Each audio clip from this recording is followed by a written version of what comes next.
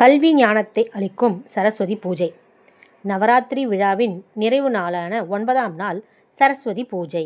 இந்த நாளில் கல்வி மற்றும் கலைக்குரிய தெய்வமாக கருதப்படும் சரஸ்வதி தேவி மிகவும் விமர்சையாக வழிபடப்படுகிறாள்.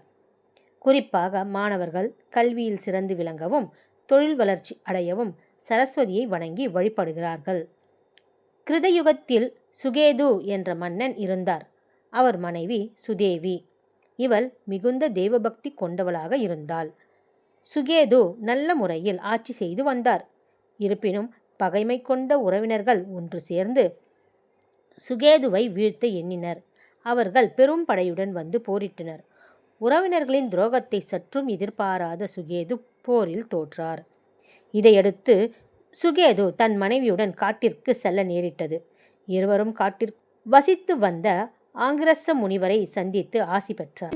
அந்த தம்பதியரின் துன்பங்களை அறிந்த முனிவர் அவர்களை பஞ்சவடி என்ற ஆசிரமத்திற்கு அழைத்துச் சென்றார். அங்கு அவர்கள் நவராத்திரி அன்று கடைசி 3 நாட்கள் முறைப்படி சரஸ்வதியை பூஜிக்க சொன்னார். சுதேவி முறைப்படி மகா சரஸ்வதியை பூஜித்தாள். ஆங்கிரச முனிவருக்கு பலவித தானங்களும் செய்தனர்.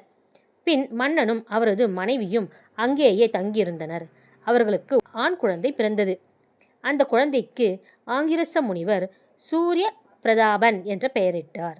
அவன் வளர்ச்சி ஆங்கிரச முனிவரிடம் சகல கலைகளும் கற்று தேர்ந்தான்.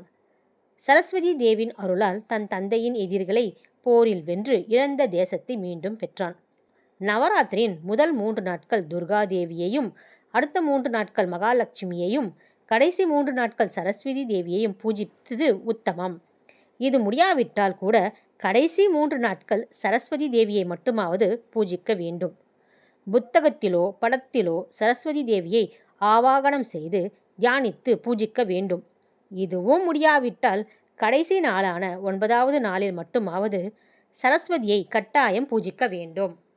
சரஸ்வதி பூஜை அன்று வீட்டை சுத்தம் செய்து கோலமிட்டு பூஜை அறையை மாவிலை தோரணங்களால் அலங்கரிக்க வேண்டும். பின்பு பூஜை அறையில் சரஸ்வதியை வைத்து மலர்கள், சந்தனம், வஸ்திரம் ஆகியவற்றால் அலங்கரித்து சரஸ்வதி பூஜையை தொடங்க வேண்டும்.